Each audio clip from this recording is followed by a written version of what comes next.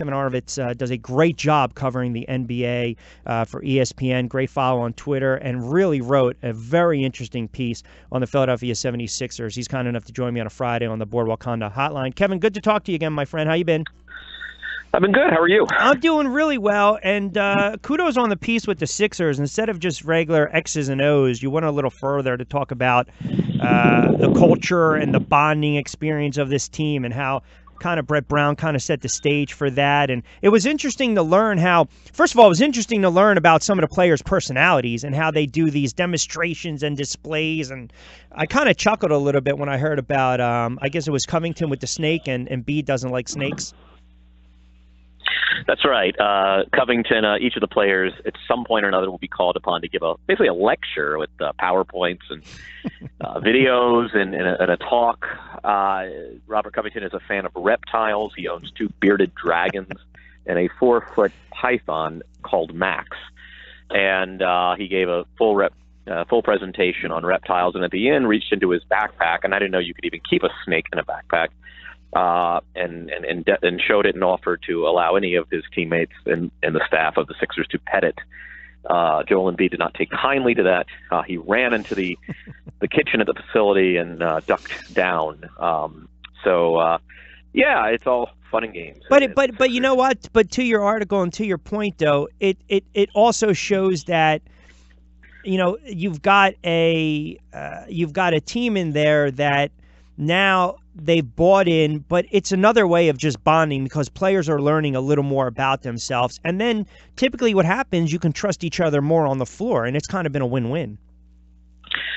We're in the age of kind of team culture. And, I mean, one of the things that's happened is I think a lot of the leading organizations in sports, you know, we put the St. Louis Cardinals in this category. I know a little less about Major League Baseball. But I think there's a sense that you're not just kind of playing for a team. I mean, these are multi-billion-dollar corporations, and not unlike what you would find in Silicon Valley or any other sort of creative entity. I think there's a notion that, hey, we're not just assembling 15 guys and a coaching staff. You know, we have to basically live together. I mean, you think about an 82-game season. These guys are, I mean, there are very few off days. Yep. And they are staying in the same hotels. They are eating meals together. They are spending, you know, they are playing together. And I think one of the things that's happened in the Spurs, I think, and it's not a coincidence that Brett Brown kind of came of age in the Spurs organization, but I think one of the things that's happened is now whether or not you can win more games, but I think that you can just kind of create a more cohesive unit. You know, if you focus on culture, and I think, you know, hey, each guy gives a presentation. I don't know that wins basketball games, but in the aggregate, what I think it does is just it creates a sort of vibe, and the vibe is we like hanging around each other, and that might manifest itself on the basketball court. As you say, it creates trust. And again, this is impossible to quantify. Exactly. There are a lot of people in the game who say, this is garbage. You know, look at the look at the old Yankees, 25 guys, 25 Cavs, I think it was. The Oakland A's hated each other in the 70s. Look at all the infighting on this team or that team. Shaq and Kobe hated each other and won several titles together. So, I think, there's naysayers certainly have a point, but I think it does demonstrate that in this day and age, you're looking at organizations who are really focused on culture, and they're selecting their players based on that.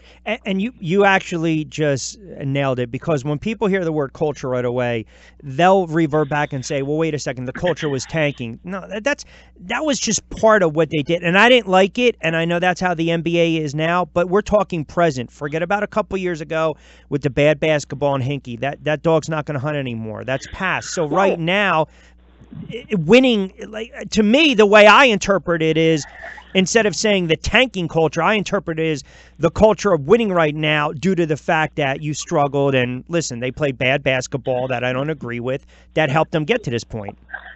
Well, I mean, I would challenge that a little bit in this sense. First of all, Brett Brown was selected by Sam Hinkie precisely because he knew he could bring in this guy who was incredibly earnest, who was steeped in Spurs culture, who could be a teacher. And while it was very popular among, in my opinion, very cynical critics of what the Sixers were doing. Not all critics, but, they're building a losing culture. You can't lose all those games without, injecting a toxicity and losing. These guys won't know how to win when it's time to win, and that was baloney, to be honest. Like, I think, and I'm a notorious hinky defender, but what I think people didn't realize is, I mean, there's an intentional construction of a roster that, is not constructed to win basketball games. But by the way, it's very convenient for people to forget. That's what people said, oh, why are you signing guys like Robert Covington? Who is this undrafted guy? Instead of signing a decent veteran who's got a track record. Well, how are you going to win with that? T.J. McConnell. No one thinks this guy is an NBA player. This Drek? You can't win with T.J. McConnell. Now what? Covington's basically an all defensive. Well, I don't think it's everyone though. I know, but to your point, and obviously I can tell that you are a staunch Hinkie supporter, where I actually lie on the other end, and that's okay because it makes for good banner. Intelligent people disagree on this. Exactly. But I think what was cynical to me was that opinion, and frankly, it came from a lot of former players, or who say, "Oh, you're injecting it." No, they were doing this. Here's the thing: those talks. That was last season when they lost 50-some-odd games. I think the T.J. McConnell one might have been, I forget if that was the season before, but they started these talks 2.5 years ago when they were winning 10 games. This was going on, and I think, again, and I know I don't want to live and die with Sam Hinkie, but I do think that what people missed was, it was a deliberate strategy that, by the way, is paying off. And by the way, while we're losing, we'll generate this winning culture. I know it's no fun to be a fan and go watch your team lose every night. I also don't. I mean, I think it's a product. If you don't like it, you don't have to pay for it. It's no different than a restaurant. I mean, the notion of subjecting fans to this or subjecting fans to that. Hey, you don't have to be a Sixers fan. This is not a public utility or a public trust. It is it's a product. If a restaurant gives you crappy food, you don't have to go back. I understand. But I can counter that and say, well, wait a second. After a while, you just don't. If you're a fan and you go through the 20-win seasons or the 10-win seasons, to me, a true fan's going to stick with that, and then all of a sudden not jump back on. But fans are fans. That's what they do. They have that right. And listen, I can appreciate your passion for the subject because it's almost as though I wound you up and you're good to go, which I like because it makes for good radio and a good debate. Here's the question, though. How do we know if everything they've done, the end goal obviously is to win a championship, but maybe that's not this year. Maybe it's not next year. Maybe it's another 5 years. So when everyone talks about this process and this culture, how will it be defined? Like, what's that end goal? Is it a failure if they don't win a championship? I think this is how we look at it. I mean, first of all, I would say, hey, if you had to, if I forced you to put your house or, your savings on, name 3 teams you think might win a championship between 2019 and 2024. Are they one of the 3 or one of the 5? I would say yes. I would. Okay. Begrudgingly, but I would say yes. Yeah, and I think, I think the answer is if you're guaranteed, I'm on a street in Washington, D.C. where I'm covering Raptors Wizards tonight, so excuse for the background noise here. I think, look, I think you give yourself a puncher's chance. You can start and listen. I mean, and I don't want to go in, you and I could litigate this for an hour. Oh, yeah, we can. But look, if the league doesn't like the behavior, then change the incentive structure. If you want to distribute talent based on failure, and it's funny, it's like not only they base talent based on failure, the more you fail, the better you're treated. You're getting reward, yeah. I mean, God forbid you're the Miami Heat, where you overachieve with, I think, a very substandard roster of imperfect players, but Spoelstra coaches them up to be a 500 and a little better team. And, they're the ones, to me, that should get the top picks. I mean, we live in a world where if you don't like that system, change the system. But you created an incentive structure that rewards. So if I'm Philadelphia and we're tired of playing, the 8th seed, the vaunted Spencer Hawes, Andre Iguodala, I forget, who was that core, Evan Turner. Right. God forbid we should break up that team. I mean, how dare we? The glory days waiting. The Evan Turner, Spencer Hawes. I mean, Drew Holiday's a wonderful player now, so I don't want to say that. But the point I'm making is that Sixers had a plan, which is in this league you got to get a superstar. It's a superstar league. No doubt. You've seen, Atlanta tried to do it nobly, right? Like we can win 60 games with 5 guys who are, it doesn't work, right? So well, how do we do that? Really, there's only, a couple reasons. You got to pitch LeBron every couple of years, but, frankly, Philadelphia is not a glamour market. It's very hard to attract the top free agents, so we have to draft these guys. Well, how do we increase the probability Play of bad basketball. Yep. And by the way, I want to also contest. I watched them a lot during those years. It was never they played their butts off. I mean, if you watched a Sixers game, even when they were winning 16 games, you would see a team exerting massive effort. But it's hard to sell to a fan base, though. That's my point. It's always hard to sell to the fan base, right?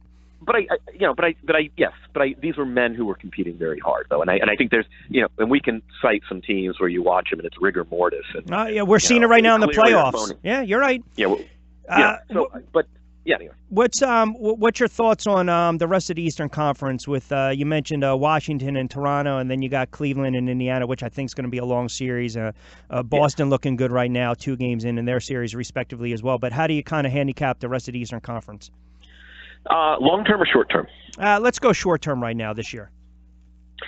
I've been with the Raptors. There's a vibe you get around a team that's sort of all grown up and playing adult brand of basketball, and I think this team is doing it. Are they going to make it to the finals? That depends. I mean, LeBron lurking is a possible second round matchup, but I don't think certain. By the way, it's very daunting. There have been many teams that has looked nice. I mentioned the Atlanta Hawks and other teams that have been blunted by LeBron showing up and just basically playing indomitable basketball. So that's scary. But I really like what Toronto's doing. They're finding good looks. They're a good defensive team. I think Dwayne Casey's become an excellent chess master.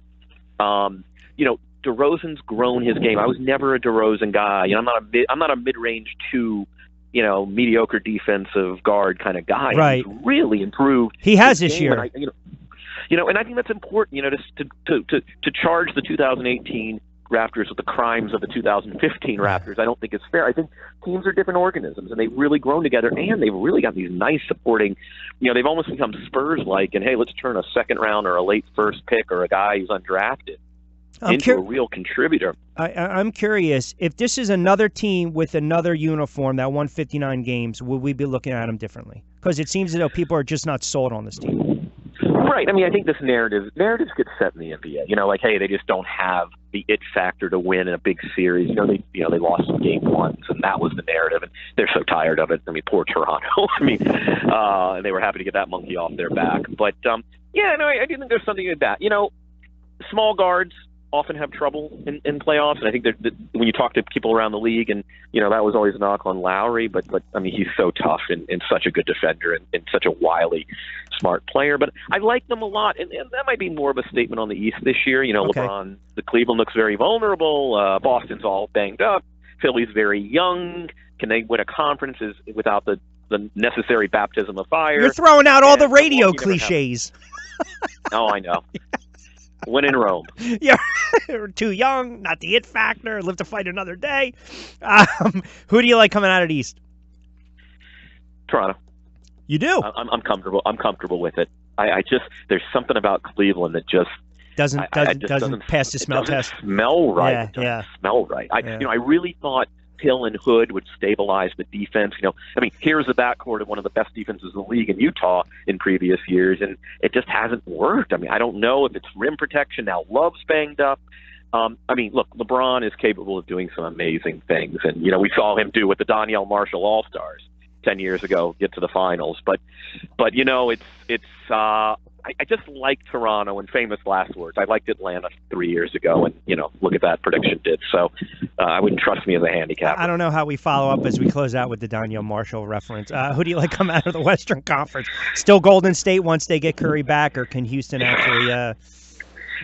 That is such a tough one for me. I really do believe in Houston, but you want the ultimate cliche, Rudy Tomjanovich, never doubt estimate, the champion. Okay. I think Golden State, when they're good and when they're healthy, included. They have a little bit of that LeBron thing, now they're a flip the switch team, Right. And I think that's a pretty powerful switch. But I got to pick them. I like the fact that Houston has home court, so that's a real thing. Hey, listen, great stuff. I enjoy the back and forth. You made some good points. I can appreciate sparring a couple rounds. That's good. If we had more time, I'm sure we can keep going. Oh yeah. Listen, Talk I to you soon. appreciate. Yeah, I appreciate it. Be well. Enjoy the series, pal. You too. All right, you Take care. got it. Kevin Arnovitz, good stuff from ESPN. Good, really good stuff. Listen, I can appreciate going back and forth with a guy, and he made some valid points.